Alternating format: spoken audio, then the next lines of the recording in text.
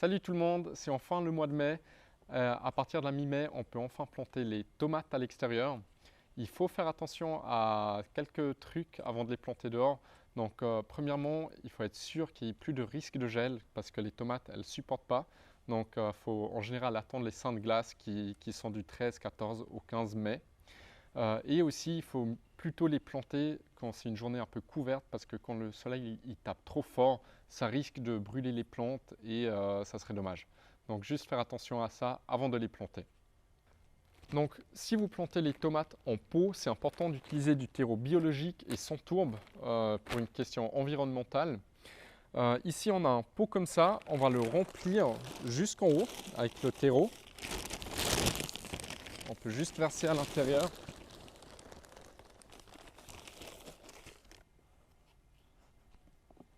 Donc pour planter les tomates, il faut quand même un pot assez grand pour que les racines elles aient assez de place pour grandir.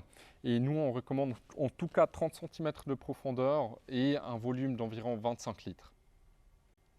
Donc maintenant, pour planter la tomate, il suffit de renverser le pot et de gentiment tirer sur la plante et sur le pot pour détacher les racines du pot. Le but, c'est d'abîmer le moins possible les racines pour que la plante elle reprenne bien par la suite. Ensuite, on la retourne gentiment. Ce que moi, je conseille de faire, c'est de défaire un tout petit peu le pot, la terre. Comme ça, les racines, elles ont plutôt tendance à sortir du pot et puis à aller dans la terre pour bien pousser.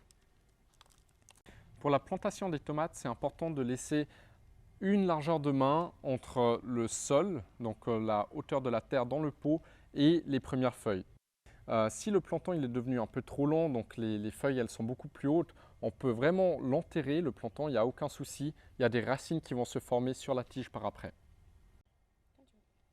Maintenant, ce qu'il reste à faire, c'est de faire un trou dans le pot.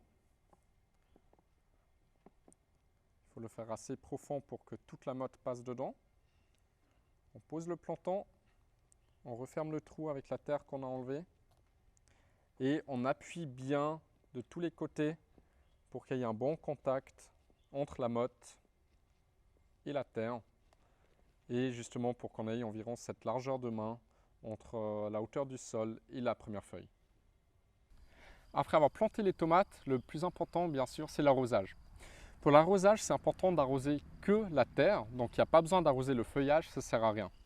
Il faut arroser avec un petit jet, donc juste un petit peu d'eau et puis laisser ça couler gentiment jusqu'à ce que la terre elle soit bien humide.